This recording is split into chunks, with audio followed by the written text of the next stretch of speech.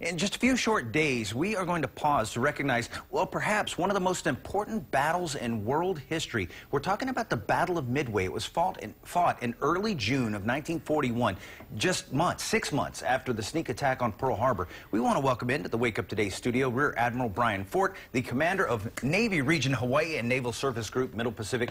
Admiral, if you don't mind, welcome back, first off. Tell me about Midway. Why was that so important? Why was that so pivotal? We're talking about literally just months, days into World War II. That's right. That was so important. As you mentioned, only 6 months after Pearl Harbor. Wow. And so immediately in that aftermath, this is now the turning point in the entire war in the Pacific. I mean, Midway is fought between the Imperial Japanese Carrier Strike Force, 4 carriers, and our 3 carriers, Enterprise, Hornet, and Yorktown. So a battle between 4 and 3 carriers, an all-or-nothing battle, winner take all. And in this particular case, at the end of it on June the 6th, all 4 Japanese carriers are sunk, and we only lose the Yorktown. So a major turning point, not only in the war in the Pacific, but a turning point in all of world history, where you can actually almost feel the course of history change at that strategic inflection point. We divert resources to the Atlantic. President Roosevelt can go on his Germany first assault, and we have that nice defensive hold in the Pacific where we can recapitalize our assets and be ready to take the offensive in the Pacific. What do you think's the biggest takeaway from Midway and what happened?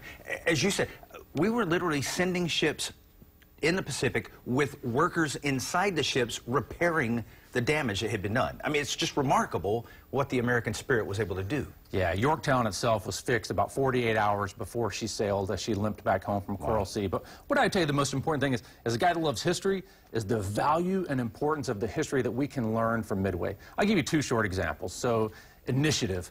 Boy, look at the initiative the pilots had to fight that battle in World War II. They knew that the Japanese Zero was the fastest, most maneuverable plane in the sky at that time. And they knew that they couldn't outmaneuver them.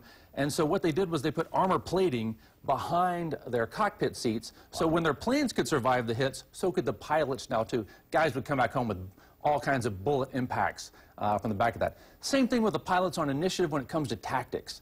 You know, a young Lieutenant Commander Jimmy Thatch came up with a tactic called the Thatch Weave that was specifically designed to take on the Japanese Zeros. That kind of initiative, we can apply that today. Same thing with, when I would say, the toughness of our greatest generation. Yeah. We can apply that with the legacy of the young men and women who go to sea today. We know that we never give up the ship. Speaking of legacy, we're just around the corner. We've got what is just a huge event that happens. Tell me about RIMPAC. That's coming up this summer, correct? Yeah, RIMPAC. Really excited for RIMPAC. This will be my first RIMPAC since 2002 when I was stationed as XO on the Port Royal out here. So I'm excited for it. The largest maritime international exercise that we do in the world.